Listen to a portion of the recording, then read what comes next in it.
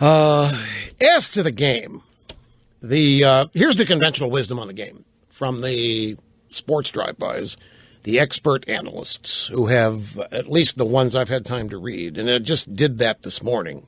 Today is the first day I got into it. It seems that no matter where you go, in New York Post, New York Daily News, Sports Illustrated, whatever it's the uniformity in the sports drive-bys is like the uniformity in the news drive-bys. If one news drive-by says that the choice of Dick Cheney brings gravitas, then all 75 journalists will say he brings gravitas. Well, same thing happens in sports drive-bys. And the conventional wisdom, the key to the game is Gronkowski. Number 87 for the Patriots. The key to the game is if Gronkowski catches 7 or 8 balls for minimum 85, 90 yards, Patriots win. It means the Seahawks haven't been able to stop him. How the Seahawks stop him? They got to jam him at the line. They've got to make sure the guy does not get into his route. Because you take Gronkowski away from Brady, and you have taken 30, 40% of the Patriots' offense away from him, and that's how the Seahawks win. That's one bit of conventional wisdom. The other bit of conventional wisdom is that the Seahawks are not going to be able to stop Gronkowski, no matter what kind of technique they employ. If they try 2 or 3 jamming at the line of scrimmage, get him off his route, or if they double or triple cover, that isn't going to work because it'll leave Julian Edelman or Danny Amendola open, and Brady can hit them all day long. And there's a sentimental choice I've detected in the drive-bys for Brady. Russell Wilson is young, and Russell, he won last year. And if Brady wins, he could be the first quarterback to win 4 Super Bowls since Joe Montana did it. And Joe Montana was the first quarterback to do it since Terry Bradshaw. It had been Bradshaw and Brady. Bradshaw, Montana, the only quarterbacks with 4 Super Bowls. Wins, and Brady could become the third. It'd be a great, great achievement, caps a career and all that. It's a sentimental choice there is Brady. Russell Wilson, he's got a sentimental favoritism attached, but he's young, and he's going to be back many, many times. See, what else conventional wisdom have I? The Legion of Doom, the defensive backfield for the Seahawks, could be impacted by the birth of Richard Sherman's child. Richard Sherman's fiancée is preggers. And it is unknown what Sherman will do if his fiancée goes into labor on Sunday afternoon. Sherman has not answered definitively whether he would go to the hospital to be present for the birth or whether he would stay and play in the game. Now, you and I both know what Sherman's going to do. Sherman is going to play in the game. And Sherman has already, in a press conference, he's already said that his child, still in the womb, already has the decency and sense of manners to stay in there until after the game. That is almost a quote. No, it's not his wife. His fiancée, his girlfriend, is pregnant. Now, on the Patriots side, the way that the Seahawks can win is to get to Brady.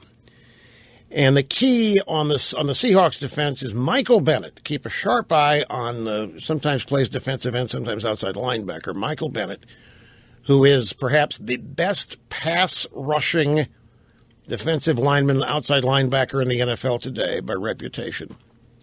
And if Dan Connolly and Vollmer cannot keep Bennett away from Brady, then it's going to be academic. The Seahawks will win.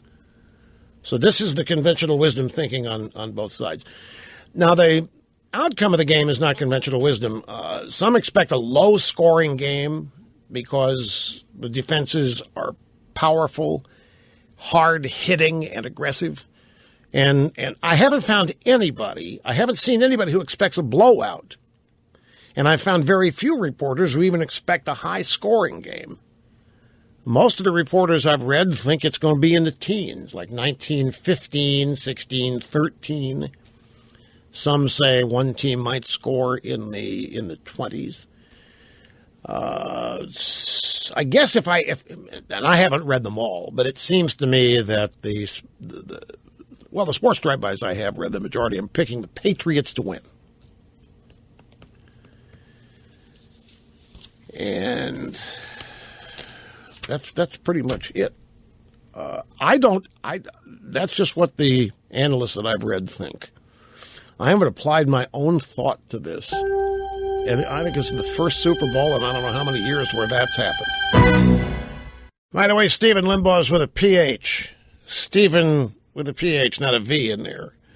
And his album Pants, it's at Amazon, iTunes. I forgot to mention that. Now, on the Super Bowl, folks, I'm going to give you a cliche, but it really is true. In predicting the outcome of this game, it really is no more complicated than saying the team that plays better is going to win. And that is inarguably true. You hope that it's a great game, and you hope that both teams show up and perform at their peak potential. That would give you a great game. But if one of the quarterbacks isn't throwing well then if one of the running backs has a tendency to drop the ball, if there's turnover differential that favors one team, that's going to affect the outcome of the game, and that's going to come down to how well these teams perform. On paper, it's a great Super Bowl. On paper, you really do have the two best teams in the league playing. On paper, it's a dream Super Bowl. But on any given day, you never know if everybody on a team is going to be performing at peak potential, peak level, at their optimum.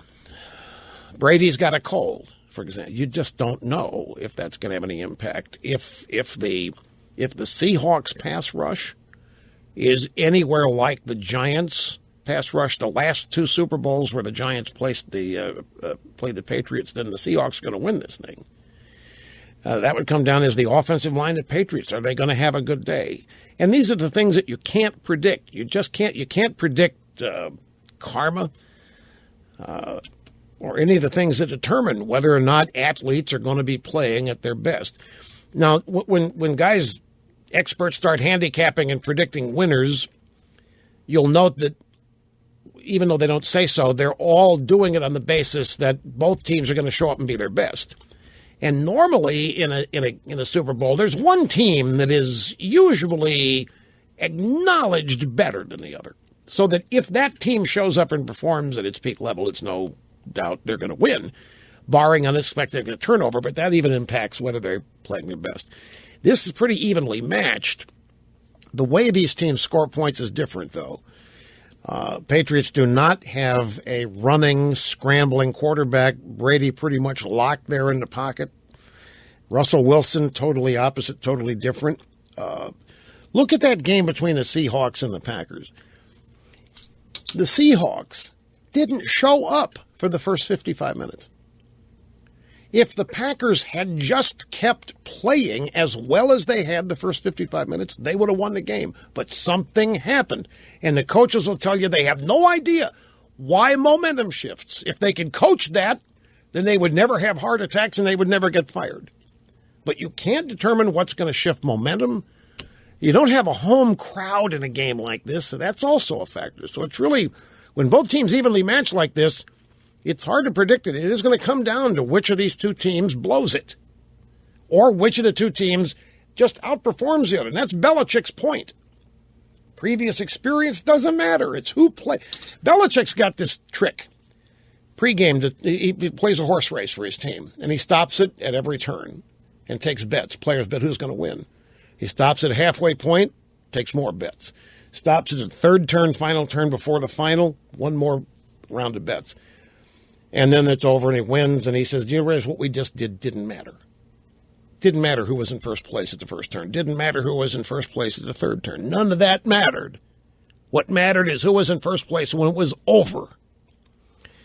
That's how he motivates his guys to play the whole game and to stay focused on what matters and what doesn't. Just game like this, with even matchups like this, it should be a good game. You're hoping it will be. Well, no, there's also no way of factoring if the Patriots are going to get away with cheating in the Super Bowl.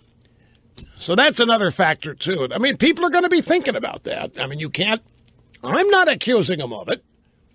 But I guarantee you some of the fans, by the first hour of tailgating, sufficient adult beverages consumed, are going to be thinking about nothing but that. See you Monday.